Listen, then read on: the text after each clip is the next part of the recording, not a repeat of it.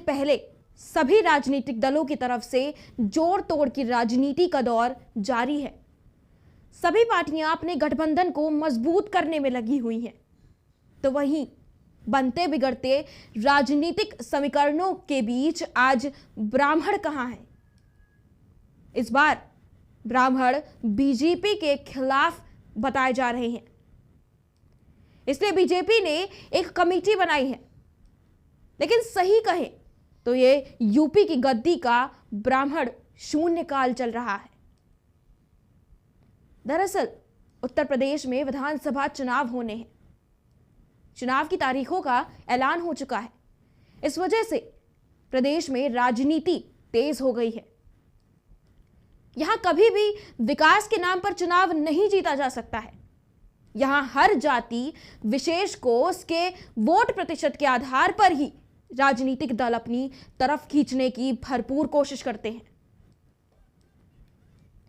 1990 से पहले के लोकसभा और विधानसभा चुनावों पर राजपूत और ब्राह्मण जातियों का खासा प्रभाव हुआ करता था। आजादी से लेकर 1990 तक 8 ब्राह्मण और 3 राजपूत मुख्यमंत्री हुए हैं। मंडल कमीशन की रिपोर्ट के बाद राजनीति में पिछड़ों और दलित समुदाय का दबदबा बढ़ गया है। राजनीति में जिस जाति की जितनी संख्या भारी है, उसकी उतनी हिस्सेदारी का फॉर्मूला लागू हो गया।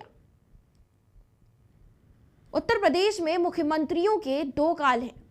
पहला ब्राह्मण काल, जो 1946 से 1989 यानी 39 साल तक, जिसमें कुल 6 ब्राह्मण सीएम बने और 20 साल तक यूपी को चलाया। दूसरा ब्राह्मण शून्यकाल 1989 से 2021 यानी 31 साल। इसमें एक भी ब्राह्मण सीएम नहीं बने। आइए यूपी के मुख्यमंत्रियों की इस कहानी के दोनों कालों को समझते हैं। आजादी की लड़ाई आखिरी मुकाम पर थी। उस समय नेता वही होते थे जो अंग्रेजों की गद्दी हिला दे। 1925 में यूपी के लड़कों ने काकोरी में अंग्रेजों का खजाना लूटा था। तब कोर्ट में उनकी पैरवी के कोई तैयार नहीं था। यहीं से सामने आया यूपी का पहला ब्राह्मण नेता गोविंद बल्लभ से पंत, जो काकोरी कांड के आरोपी यूपी के लड़कों का केस लड़े। फिर अंग्रेजों के स्कूलों को बंद कराने लगे। आजादी के 1 साल पहले ही यूपी आजाद महसूस करने लगा। बड़े नेताओं ने सबकी सहमति ली और 1946 में पंत सीएम बन गए। संविधान बनाने के बाद भी वही सीएम बने रहे। सरदार पटेल का जब निधन हो गया तो वो यूपी छोड़कर केंद्र में गृह मंत्री बन गए। सरदार पटेल के निधन के बाद यूपी के राजनीति में धीरे धीरे ब्राह्मणों का शून्यकाल का दौर शुरू हो गया था। 1971 से लेकर 1973 तक कांग्रेस ने अपना मास्टर प्लान खेला था। इसके बाद 5वें नंबर पर ब्राह्मण सीएम राजीव गांधी से टकराने वाले श्रीपति मिश्रा बने। 1980 से 1985 तक यूपी में गजब भूचाल आया था, जब ब्राह्मण सीएम दूसरे नंबर पर सुचेता कृपलानी बनी। ये पहली महिला थी जो यूपी की सीएम बनी थी। ये बड़ी तगड़ी नेता थी।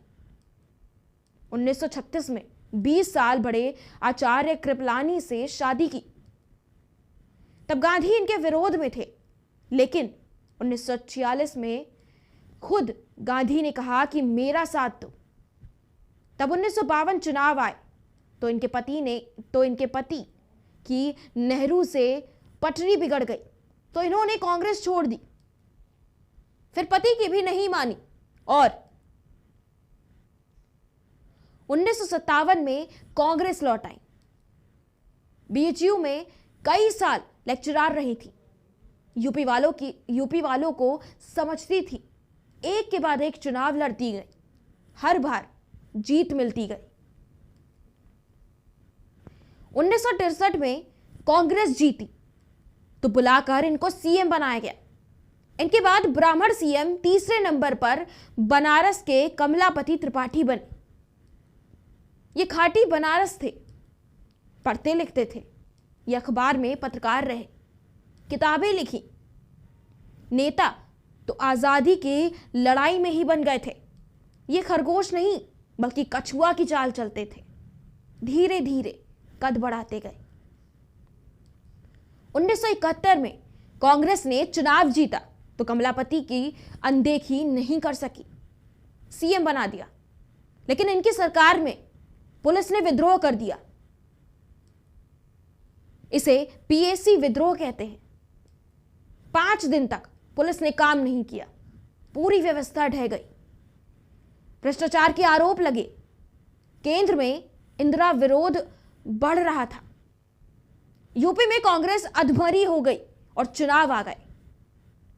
चौथे नंबर पर ब्राह्मण सीएम राजनीतिक तिकड़म के मास्टर हेमवती नंदन बहुगुणा बने। हेमवती बचपन से नेता थे।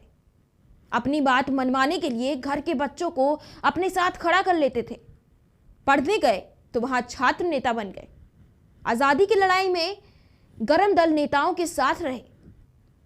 आजादी के बाद यूपी के तेज तर्रार नेता कहे जाने लगे।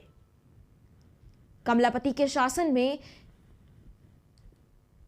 जब लगा कि कांग्रेस की हालत अधमरी जैसी हो गई, तब इन्हें काम पर लगाया गया। 1973 में कांग्रेस ने इन्हें आगे करके चुनाव लड़ा, जीती और इन्हें सीएम बनाया। 5वें नंबर पर ब्राह्मण सीएम राजीव गांधी से टकराने वाले श्रीपति मिश्रा बने। 1980 से 1985 तक यूपी में गजब भूचाल आया था। एकदम फिल्मी हिसाब किताब था। कांग्रेस जीती थी और वीपी सिंह सीएम बने थे। तब बुंदेलखंड में डाकुओं का बड़ा आतंक था। वीपी ने ऐलान किया कि डाकुओं को खत्म कर दूंगा, नहीं तो रिजाइन कर दूंगा। डाकुओं ने उनके भाई को ही मार दिया और वीपी ने रिजाइन कर दिया। तब आनन फानन में श्रीपति मिश्रा 1982 में मुख्यमंत्री बनाए गए। लेकिन 1984 में अपना कार्यकाल खत्म करने के दिन पहले ही राजीव गांधी से भिड़ बैठे और इस्तीफा दे दिया। इनके बाद 6ठे नंबर पर नारायण दत्त तिवारी यूपी के आखिरी ब्राह्मण सीएम बने। ये कुल 3 बार सीएम रहे हैं। जब जब कांग्रेस को लगता कि पार्टी चूर चूर हो जाएगी, वो यूपी के सबसे तिकड़मी ब्राह्मण नेता को याद करती है। पहली बार जब पूरा देश इंदिरा के खिलाफ हो रहा था, तब 21 जनवरी 1976 से 30 अप्रैल 1977 तक यही नारायण दत्त यूपी के सीएम थे और इंदिरा के साथ खड़े थे। जब श्रीपति मिश्रा राजीव गांधी से लड़ बैठे और अचानक से इस्तीफा दे दिया, तो 3 अगस्त 1984 से 24 सितंबर 1985 तक राजीव ने तिवारी पर ही भरोसा जताया। आखिरी बार जब यूपी में कांग्रेस की सरकार थी, तब भी 25 जून 1988 से 5 दिसंबर 1989 तक यही सीएम थे। इनका नाम तो नारायण दत्त तिवारी था, लेकिन लोग एनडी तिवारी कहते हैं। अब चुनाव में एक बार फिर मंडल कमीशन की बात चर्चा में है। आखिर ये मंडल कमीशन क्या है? इसकी आकलन कब हुआ था, जिसका सीधा कनेक्शन ब्राह्मणों से है? जिसकी वजह से 32 साल से एक भी ब्राह्मण मुख्यमंत्री नहीं बनना पाए। दरअसल साल 1980 मंडल कमीशन ने तब के गृह मंत्री ज्ञानी जैल सिंह को एक रिपोर्ट सौंपी। आयोग ने पिछड़े वर्ग की 3,743 जातियों की पहचान की, उन्हें 27% आरक्षण देने को कहा, जो खूब बवाल हुआ। लेकिन यूपी की ओबीसी और अनुसूचित जाति के नेता जान गए थे कि उनका समय आने वाला है। लड़ते लड़ते 7 साल बीत गए।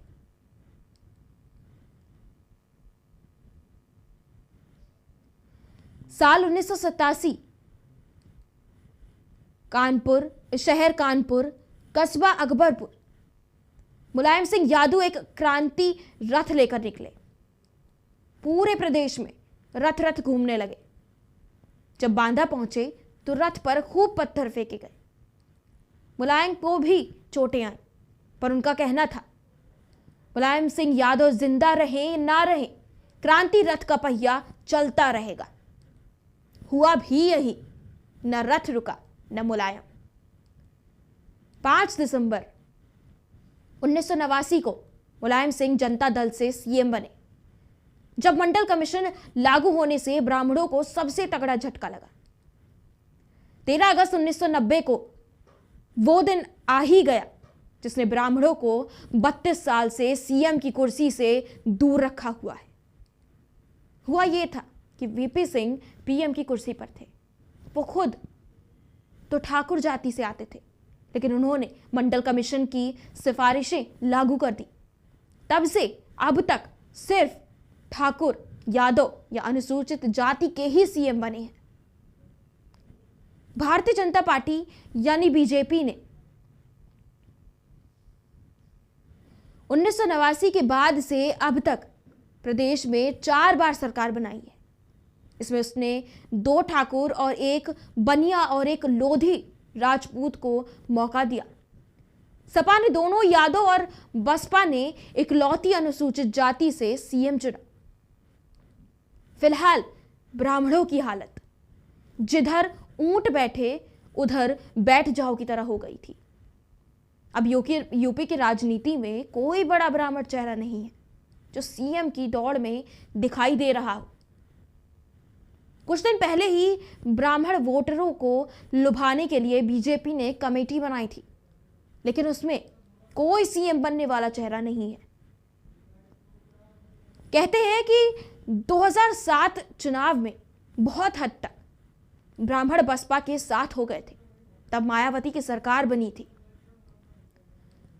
2009 में बसपा सरकार में तमाम ब्राह्मणों पर SC/ST एक्ट के तहत मुकदमे दर्ज किए गए।